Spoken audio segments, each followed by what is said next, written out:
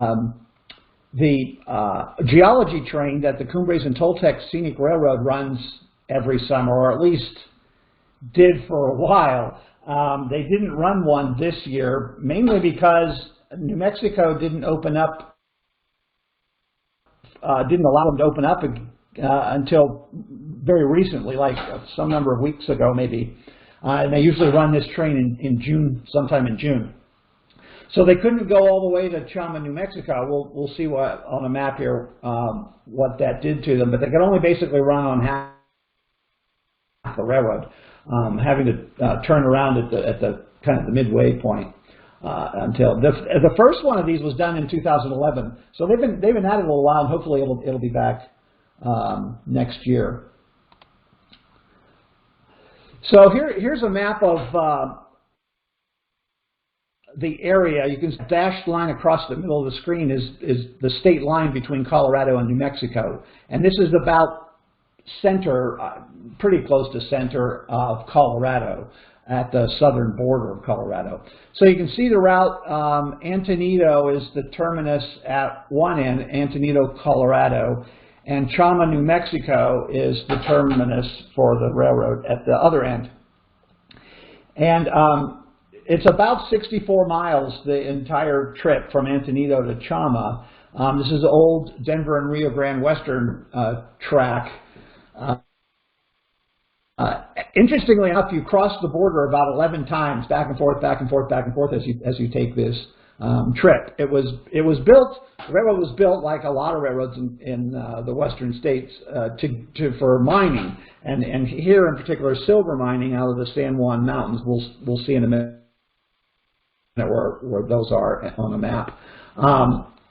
In 1880, as a narrow gauge railroad, they actually started regauging it to standard gauge in about 1890, but when the Sherman Act came along in 1893, it effectively killed the silver business, so they stopped the regauging process.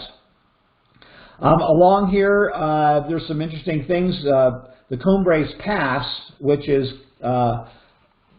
towards the end of the trip, over in this vicinity somewhere, the Cumbres station is marked there on that white dot, is 10,015 feet in altitude. That's the highest railroad pass, highest operating railroad pass in the United States, interestingly enough. And also, not too far from that same spot along the railroad, you go across the top of a gorge, the Toltec Gorge, which is what the name of the railroad is, by the way, named from the Cumbres Pass, and the Toltec Gorge is how they got Cumbres and Toltec Railroad.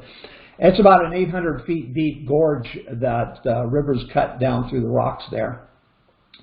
And other history-wise, the railroad was bought jointly by the two states, Colorado and New Mexico, about 1970. Paid just over $500,000 for it, and they've owned it and operated it ever since. This is just an interesting little side note that I stumbled onto preparing for this talk. Some of you probably are maybe familiar with Fenn's treasure. And he was a kind of a eccentric art collector, art dealer, and he buried a treasure somewhere in the Rocky Mountains and gave clues to it on his website or in a book, or I'm not exactly sure how it was worth or how it worked. But the interesting thing was twofold. One is that the treasure was recently discovered earlier this year, not too long ago, and also the whereabouts of exactly where it was found was not disclosed. The guy who found it and Fenn both agreed that they wouldn't talk about who actually found it and exactly where they found it. I saw two different things about where it might have been found. I think on Fenn's website, which is likely the most reliable, there was some mention of somewhere in Wyoming. But on another, it had stated it was found somewhere in New Mexico, which could make a little bit of sense because Fenn lived in Santa Fe, New Mexico. He recently passed away, as it turns out, like last week. So a lot of things have happened in this particular world. But what I'm really driving to here, telling you about this at all, is that there was one person who took all the clues and came to the conclusion that the treasure had to be somewhere along the route of the Cumbres and Toltec Scenic Railroad. And I will put on the website a link to the whole document, or I guess would be the way to put it, this person's article that they wrote about how they interpreted all these clues that were available and why they thought they all pointed to somewhere on the Cumbres and Toltec Railroad. So there you go. There's an interesting little tidbit. So off we go. Okay, so here's Antonito, which is where the Geology Special originated last year in 2019. June of 2019 is when this happened. So ran from Antonito down to Chama, took all day to do it, as we were stopping at various cuts in the rock. Anytime there was interesting geology, and we would hear from, there was about 4 or 5 relatively local geology type experts along with various concentrations, and each of them would talk about the stuff that they knew about. It was kind of fun. I will show you some pictures of that here in a minute. Just another general shot of activity at Antonito. They're loading up that train for a day's departure. In fact, I think that's the train that followed us. We'll have to make sure, we'll have to check the numbers when we see it, but there was a lot of activity on the railroad this day, and this train was getting in the midst of it. It was the oddball. It's the one that only runs once a year, but the regular trains that run half day and full length trips on the railroad were running as usual too. And as you might imagine, since we were stopping and starting and stopping and starting and talking, it took us all day to get down to Chama. We were kind of in the way, our train was, so we'll see a little bit of that later on too. There's another photo of that train departing. This was a different trip. I didn't have any of these shots from this time, just to give you an idea what the station here looked like. Now this is getting, I think our train is 460, our locomotive is 463. For this Geology Special today. As I noted, the railroad is a narrow gauge, a 3-foot narrow gauge. This Mikado 282 locomotive was, of course, an original Denver and Rio Grande Railroad built in 1903 by Baldwin. It has a kind of an interesting history in that it originally was built as a double-cylinder locomotive, but it was changed back to single cylinder about later on in the 1907, 8, 9, somewhere in there, because it proved uneconomical basically to maintain the double cylinders. They weren't getting enough savings of fuel and whatnot to make it worth maintaining the double cylinder, so they switched back. This locomotive was eventually sold to Gene Autry, the famous cowboy actor, singer type, in 1955. And then he, in turn, donated it to Antonito, the city in Colorado.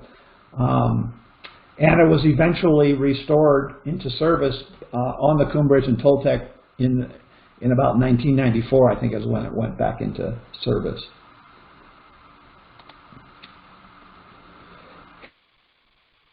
Here's some activity. I think this 484 locomotive on the right is the train that's going to be chasing us, so to speak, until it gets past us at a point on the route.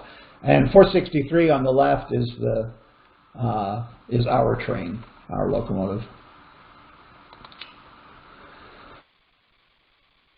So here's a shot inside one of the cars. It was a full train. We had plenty of people, but we also had plenty of seats. There were inside cars and outside open gondola type cars. And we did the talks mostly on the outside. It was a beautiful day, fortunately. So we did most of the talks out in the open car. We get pretty unobstructed view of whatever the speakers wanted to tell us about. We got a book prepared for us about the geology of what we're going to see, and here this guy's looking at on the right-hand side, right page of the book is basically a route map of where we're going to be going and what we're going to be, some mileposts sort of things for geology interest. And on the left is a geologic cross-section of that route. The cross-section on the left relates to the red line on the right. That's where the cross-section is cutting through the railroad. So we had a lot of information presented to us all day, which was really great, if you're into rocks and railroads, of course. There's another view of what one of the insides of one of the coach cars looks like.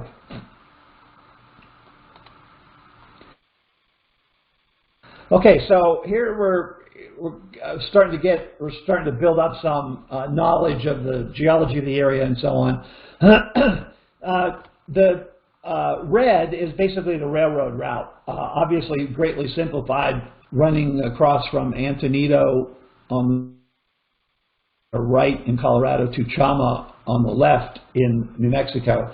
And it really cuts through three main areas, a big picture geology. One is the San Luis Basin, and I always get a big kick out of the fact that there's a San Luis Valley, San Luis Basin here. And we came from San Luis Obispo and all the San Luis things in California. But anyway, so San Luis Basin is a big, relatively flat valley area where a number of cities are, and then you leave Antonito, you cross what feels like plains almost. It's pretty flat, very gradual ascent into the Tucson, I'm not sure how to pronounce this, Tucson Mountains, and you go over the mountains. The highest point being that Cumbres Pass that we talked about at just over 10,000 feet. And then you drop down into, or get most of the way down into the valley on the other side of the Tucson Mountains called the San Juan Basin. And it becomes another area similar to the relatively flat area around Antonito. So that's the big picture of what we're going to be seeing here. Another very fascinating thing about, I find it interesting, is that much of the geology that we see here in Colorado along this route is not just similar to what happened in San Luis Obispo to cause what can be seen there along the Pismo Cliffs, the Seven Sisters volcanics, and all that sort of stuff. It's not just similar, it's the same thing. Both sets of geologies were caused by one of the tectonic plates known as the Farallon plate, which you can see in this diagram on the screen, went underneath, subducted beneath the Pacific plate. And that's not only what caused the Sierra Nevadas and a lot of the volcanics more recently, but also further inland on the Colorado Plateau created the San Juan volcanics, the Rocky Mountains in the area here. It's exactly the same activity, not just similar. It's the same one. Some of the stuff that we'll see along this trip and some of the geology along the cliffs in Pismo is the same stuff. It's basically volcanic ash turned into rock. That kind of a rock is called a tuff. There's various kinds of them. T-U-F-F, by the way, is how you spell that, not the T-O-U-G-H. This is T-U-F-F. And in our case here, in Colorado,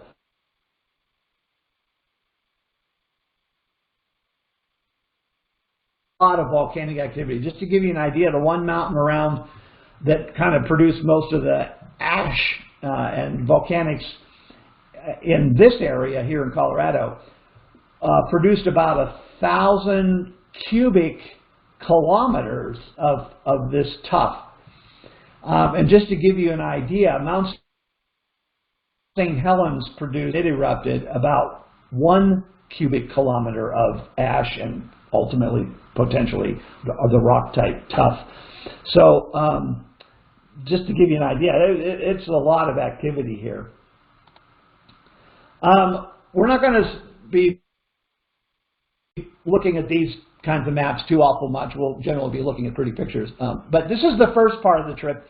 You can see Antonito up here in the upper right, and we go across that relatively flat plain and kind of start winding our way uphill over here to the left. This is basically the first part of the trip.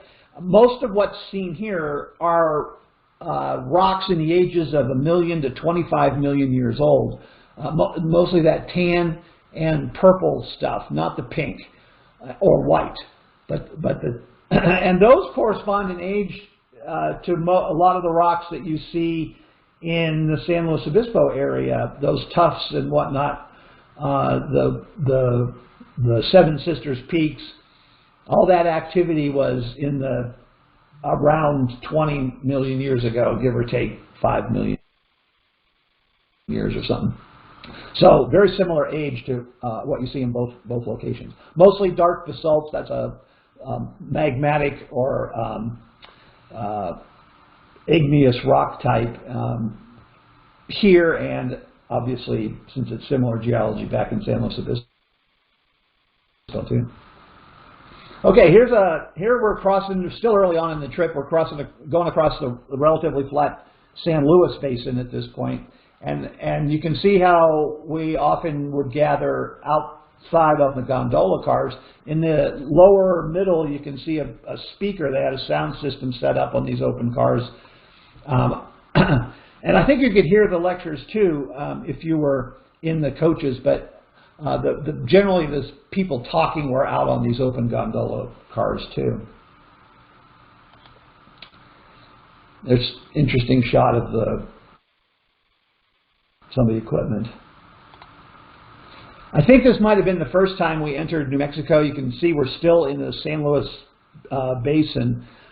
Things are still flat. And we will cross back and forth between Colorado and New Mexico, go back and forth across the state line 11 times on this trip.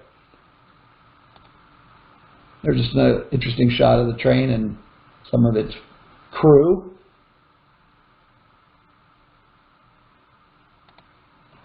I didn't mention, if you have questions along the way, use the chat thing. You can get my attention that way, and I'll try and answer them. Or we'll also do some question and answer time at the end, too.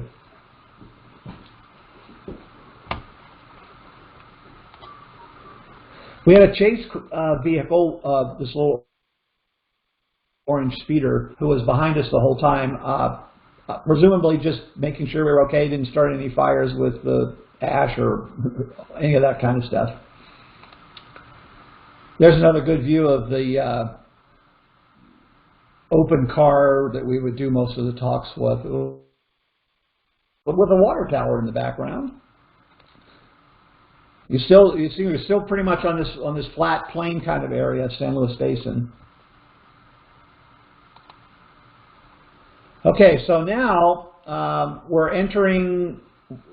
We've been kind of coming along the flat here. You can see the winding black route of the railroad, and it gets windier and windier. And we're now getting into older and older rocks too as we climb the mountain, so to speak. And by old, I mean pushing 55 million years old. Something like that in this area. But it's still the whole area, and almost all throughout the time this area is being built. We're talking about volcanics and plutons being pushed up, another form of igneous rock material or another source of igneous rock material. So we're not really changing rock types particularly, just how old they are. And there's some more recent erosional stuff too, some sedimentary rocks and conglomerates and so on. We'll see some of that as we go. Well, and here is some of it. This is very typical of where we might stop along the way, talk about these rocks, which are volcanics in origin. You see we're still out in the flats. If you look at the broad behind the scene there. Now you kind of get the feeling you're starting to climb a little bit. Get into the mountains, the Tucson Mountains, or Tusses.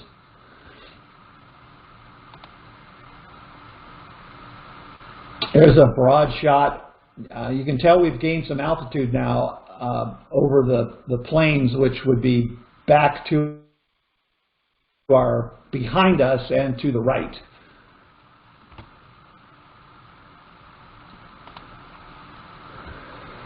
And you can see here we've obviously gained some altitude. That's that bridge that we just crossed. You saw in a couple of previous pictures. Now we're considerably higher than it was, but we're still close enough that we can see it.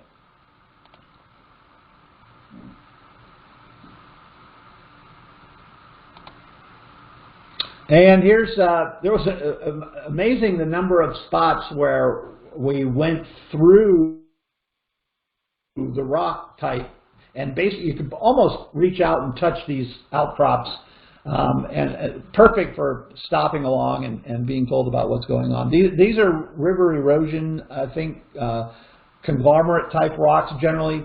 Most of these look like, in this picture, they look like they're pretty even sizes of sediment pieces. The sand grains that make up these rocks are pretty even. Here in a minute, actually the next slide, I think, there are some other areas in this rock where the grains, the individual pieces of rock vary tremendously from really large chunks, individual chunks of rock like these and this guy over here, all the way back down to little sand grain type sizes. A textbook example of a conglomerate rock, meaning all kinds of different sizes of sediment. In this picture, another river deposit kind of thing that you see is this cross bedding. You can kind of tell there are parallel lines here, but then over here the parallel lines cut through. This is a feature known as cross bedding, and what it tells you is basically these deposits were made in an environment where the water was moving, whether that was like a seashore coming and going with wave action or a current along a river or stream, but there was water moving. Oh, and there's, just to show you, there was some animal life. I think there's a couple other pictures of stuff we happened to see along the way. Now we're starting to get into more of the volcanics as we climb, and older too. Remember, as we go up this mountain, we get older and older rocks. There's a good close-up of these volcanics.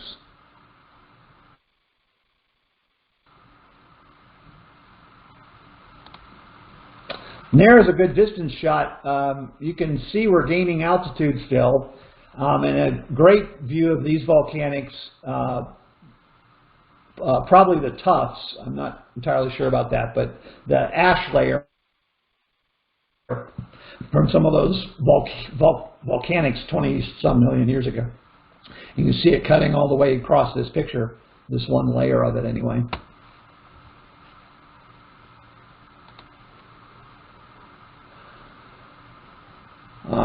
We're going through one of the areas where some of the work equipment was. There would be crew housing type buildings or facilities for keeping equipment and so on at periodic spots along the railroad for the track maintenance people mainly. There's some of the buildings.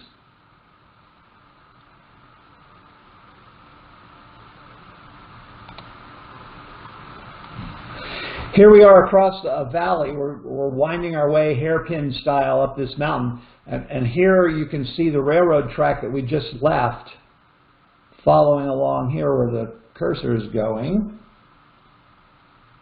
And then through this road cut and on back and out of the picture on the other side of this area of the hill. We did that a lot. We'd look back and see where we had been in cuts like that. Here's more of the conglomerates from more recent deposits, and you can see again big chunks.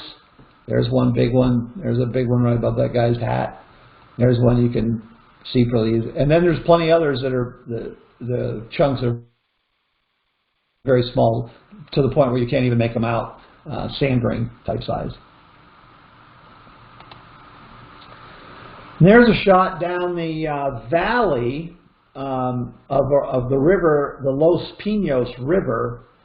Pretty lush, actually. You can obviously see where the river runs, where all the green is, real green. And then up on the other side, it's not quite as lush. It looks like there ought to be a golf course down there. I don't think there actually is, but it kind of looks that way.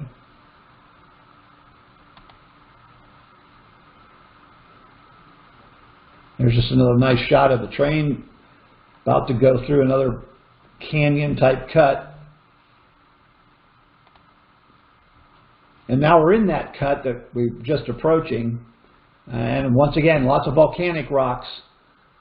These are the ones that are now starting to push 30+ million years old.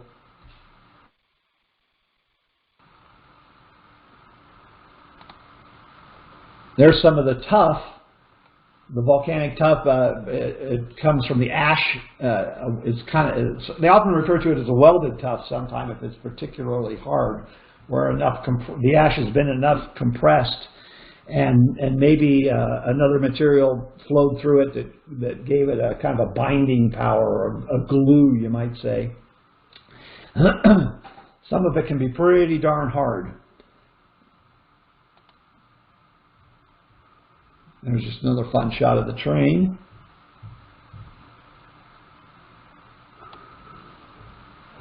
This is a fun formation that we found up towards the top of the grade here.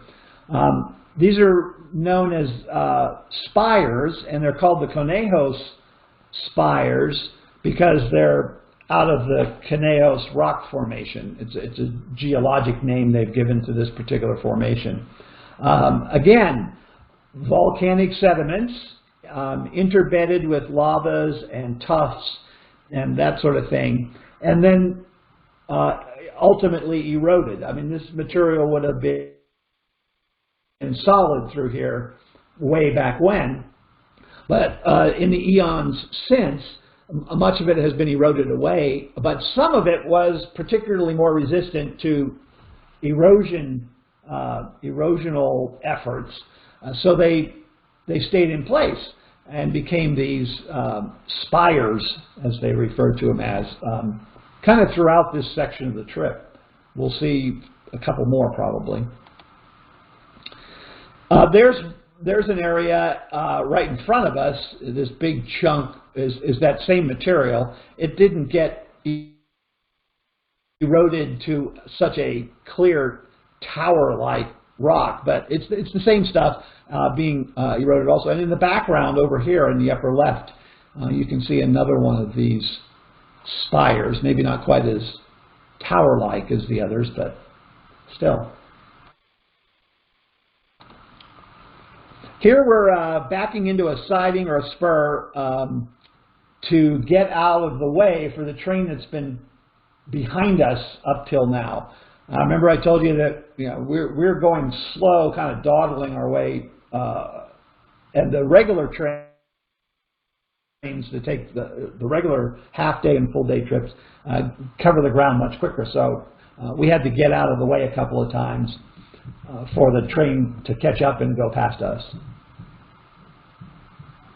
And there we are sitting in the siding with the railroad guy throwing the switch for the oncoming, well, not oncoming, the train that is about to pass us is coming up from behind us. And here he comes, 484. There's our number for which one it was. I think I have a couple of pictures. Yeah, there's the cab crew, the one that's going past us. And there's some of the passengers on the train going past us.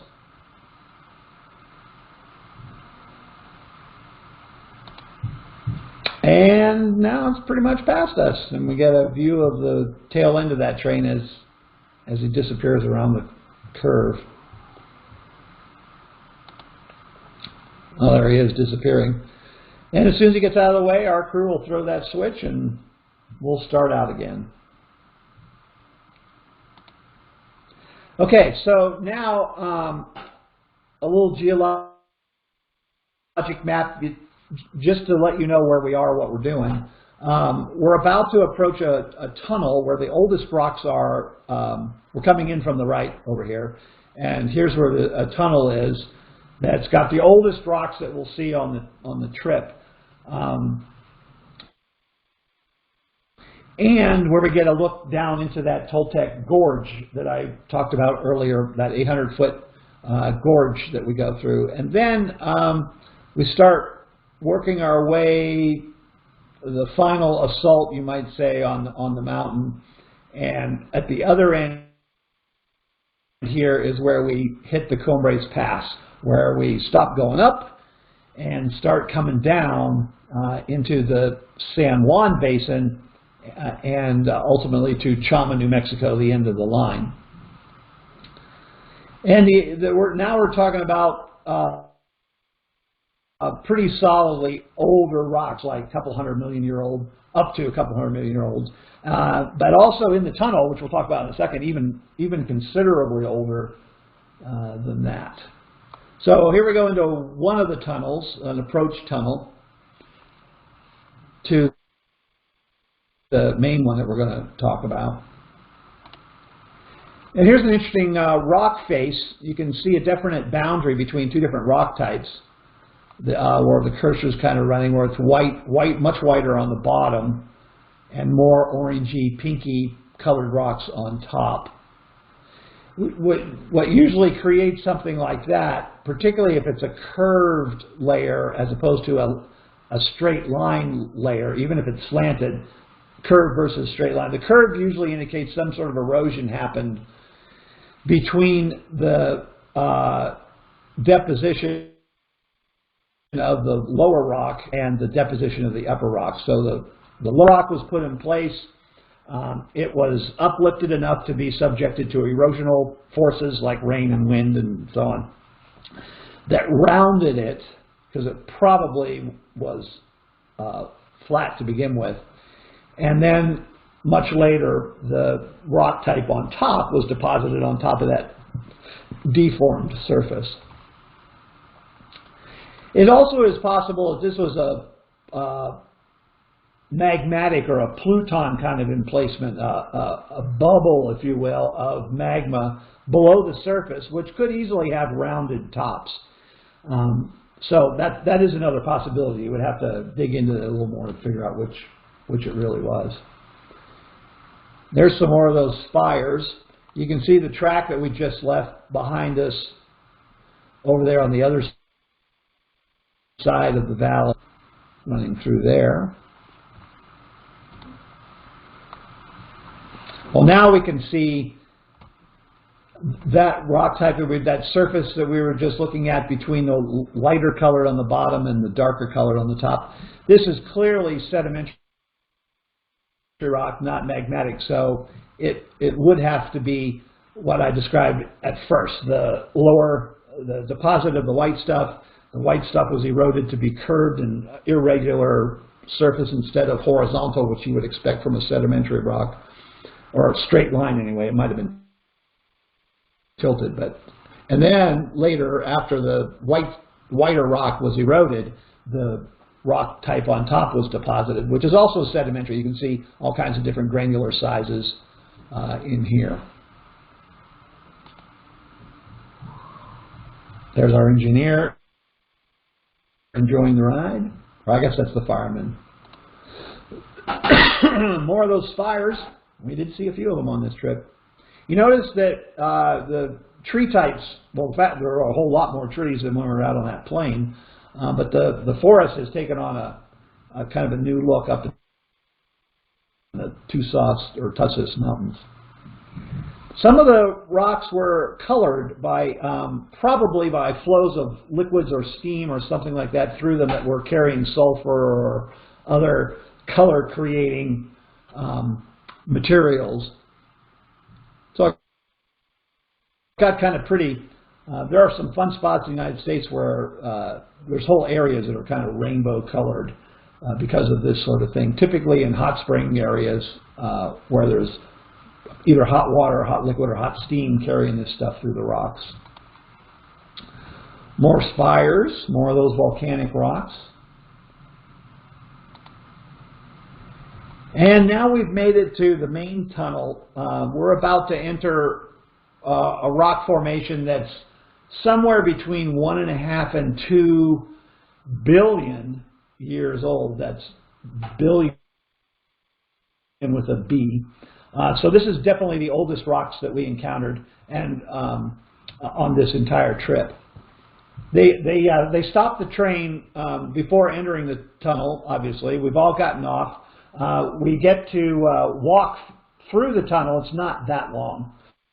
I will see a picture of it in a minute. And then we get to position ourselves at the other end of the tunnel for a grand re-entrance, so to speak, of the train at the other end. I must admit there were probably more people taking pictures of the train than the rocks. It kind of hurts the geologist in me, but it's okay. I took a lot of pictures of the train as well. So here we are heading through. That's my grandson. He was the one who was with me, Mateo, when we took this trip. And we're about to head into the tunnel following those folks who are already down the path a little bit. And it wasn't very far before we saw daylight at the other end. A few hundred feet maybe, I don't really know, but it was a pretty short walk. And there's a look down into the gorge that I keep talking about, the Toltec Gorge. From top to bottom at the highest spot, it's about 800 feet. That's a long way down. And that was a pretty mighty river running through there, too. You can see how turbulent and active it is. This is in June. And there's some nice pretty flowers in the rocks. There Mateo's found, he found a number of interesting rocks to look at here. Hanging on that chain of his, he's got a loop. It's called a Geologist loop. It's basically a little 10-power magnifying glass that lets you look at individual grains and mineral crystals and such in a particular rock to help identify it. There's a few more of the goodies he found at this spot.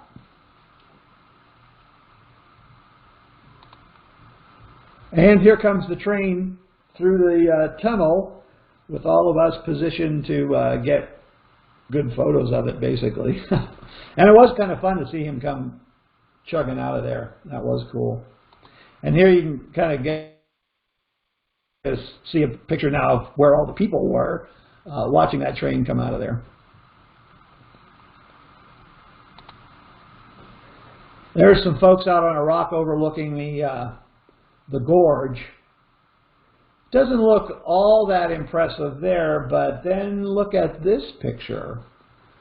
It definitely becomes a little more impressive.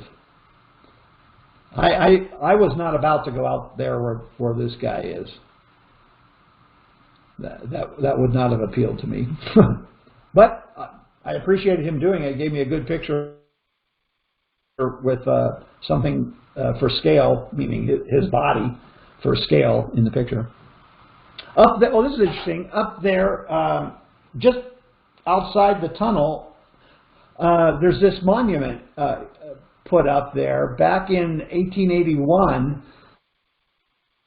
the railroad workers in the area at the time, and this is when the railroad was being built basically, did a little memorial service for James Garfield, President James Garfield. He was assassinated, as you probably recall. He was not buried here or anything. He's buried in Ohio, but they had a memorial service here for him, and they put up this monument to commemorate that event, the memorial service.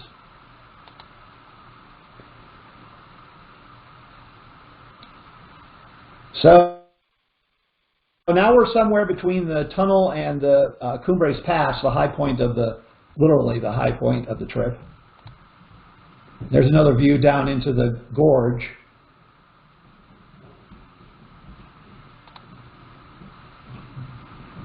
It really was fun listening to that locomotive all day.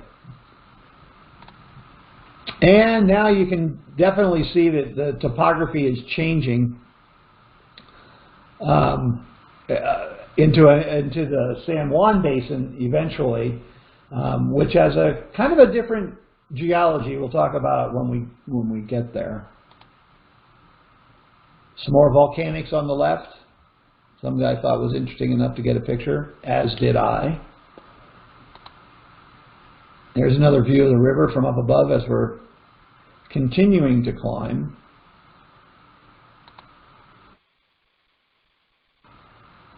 And now we're approaching the midpoint of the railroad at Alcier, I think that's how you pronounce it,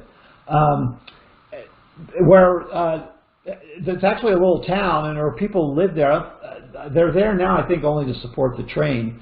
And you can see parked there at the station, Alcier, is the eastbound train coming from Chama going to Antonito, where we started out. So this is a passing point. If one of your options, if you only want the half-day trip, is you can take the train to this halfway point and then switch trains to the other side and go back to where you came from. Otherwise, you're going to go all the way and then get bus back to your originating point. This is also where they feed you. They have a fairly good-sized dining hall in that yellow building there, a gift shop, of course, too, as I recall. And remember that 484 that passed us? He has already been to Alcier and is now on his way continuing to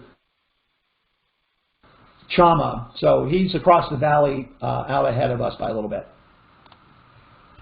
And now we're in the station. Basically, that's the train on our left is the train that's headed back to Antonito, which you could, at this point, under normal circumstances, you could switch trains and go back to where you came from if you wanted to. 9,637 feet elevation, 318 miles from Denver. I had a gondola car on my G-Scale railroad that looked just like that.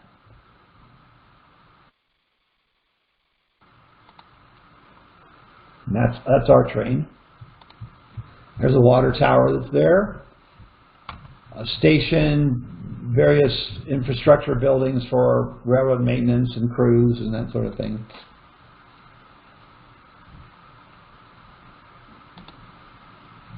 They had a mock-up of what the station might have looked like, the station office, that is. And there's the water tower with a close-up of its level meter, what the water, and tell you what the water level is. And now I think we're heading out on to Chama. There's some other nice views of the river valleys that we would see coming down out of the mountains. It felt much wetter over here for some reason. And I'm not sure if that's because we were seeing the rivers as opposed to seeing tributaries and such on the other side, or maybe they didn't exist on the other side. I don't really know. This seemed like a much lusher side in a way. And now that we're over here, we're getting into more of a topography that's caused by glaciation. Glacial moraines, erratic boulders, all that sort of thing, caused by glaciers moving through and dropping material that they've been carrying for who knows how long.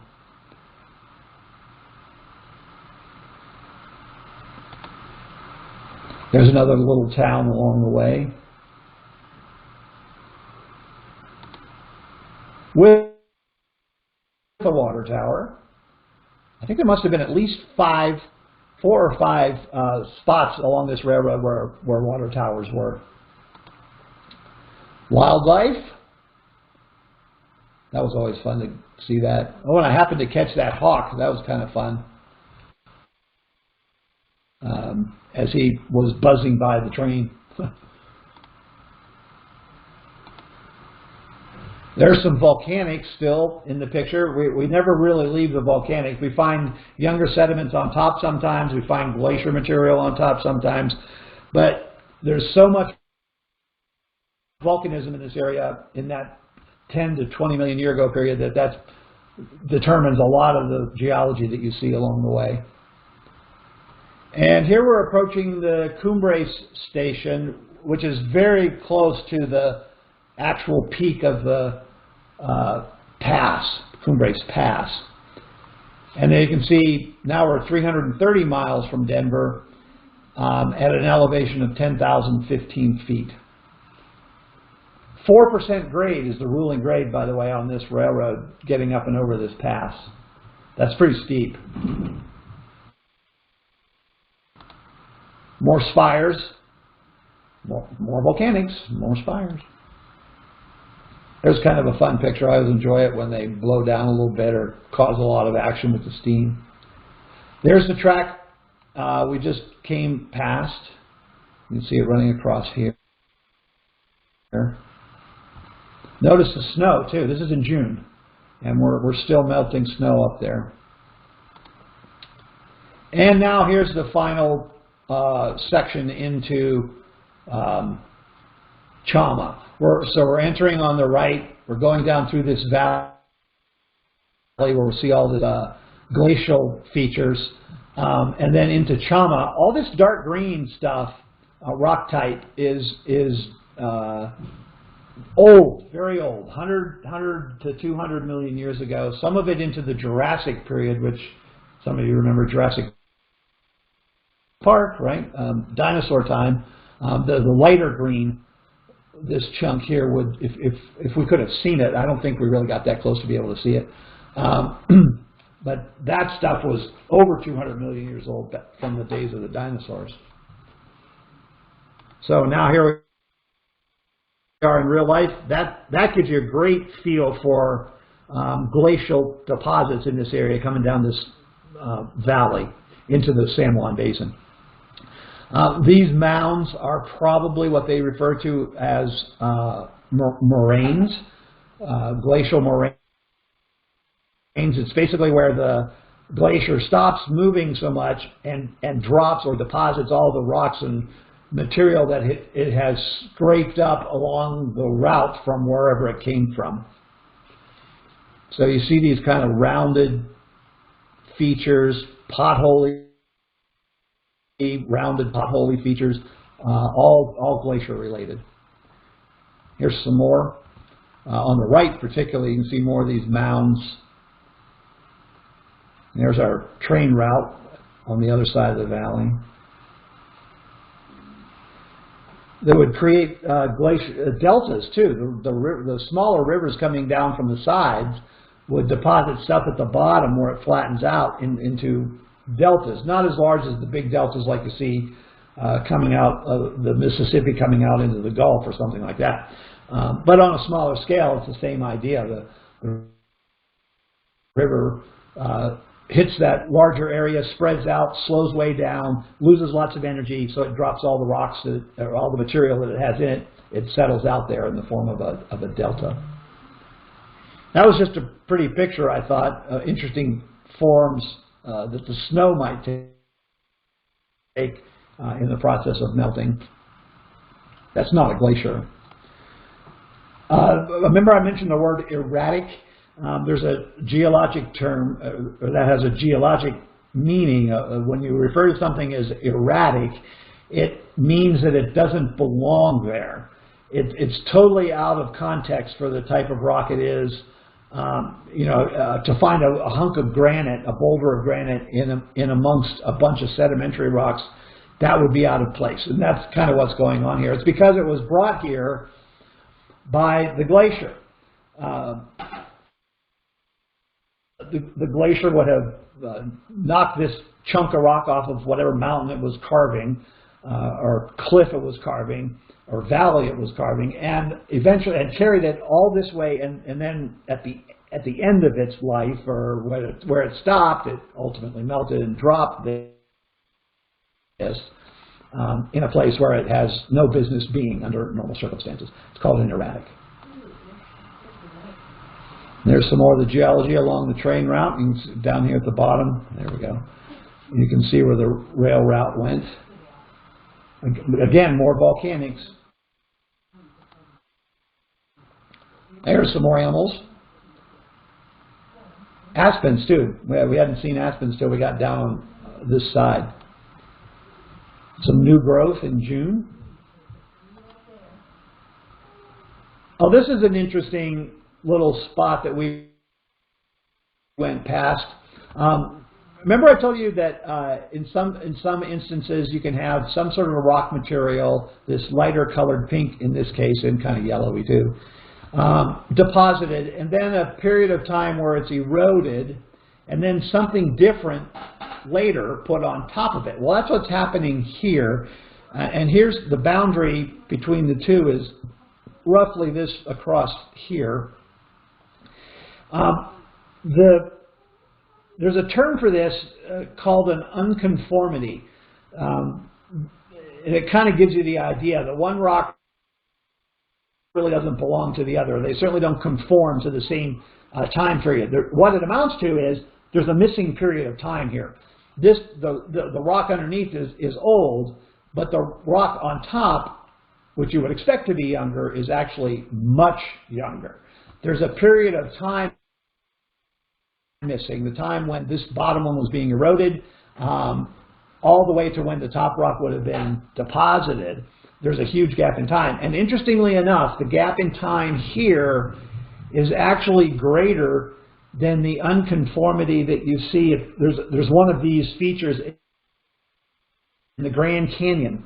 There's about a 200 million year gap in the unconformity at the Grand Canyon, and this is actually greater, on the order of 250 million year gap in the geologic history between the bottom and the top.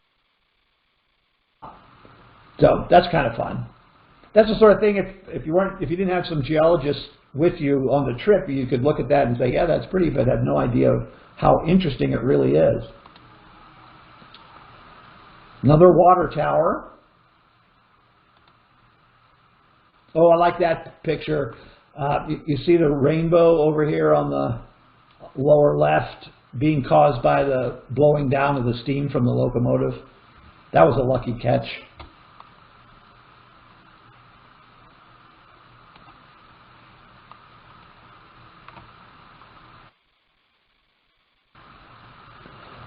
Let's see. Oh, somebody said here that the correct pronunciation of that mountain range is Tucson, I think is what he's trying to say. T-O-O''S-U-S. Tucson. We're getting close to the end of the line here. We've pretty much come down from the pass, these pretty trees, and we'll soon be. And here's Chama. We're in the rail yard now at Chama, which is actually kind of a bigger rail yard than at the other end. You don't really get that feel here. I didn't get a grand sweeping picture, but that it is.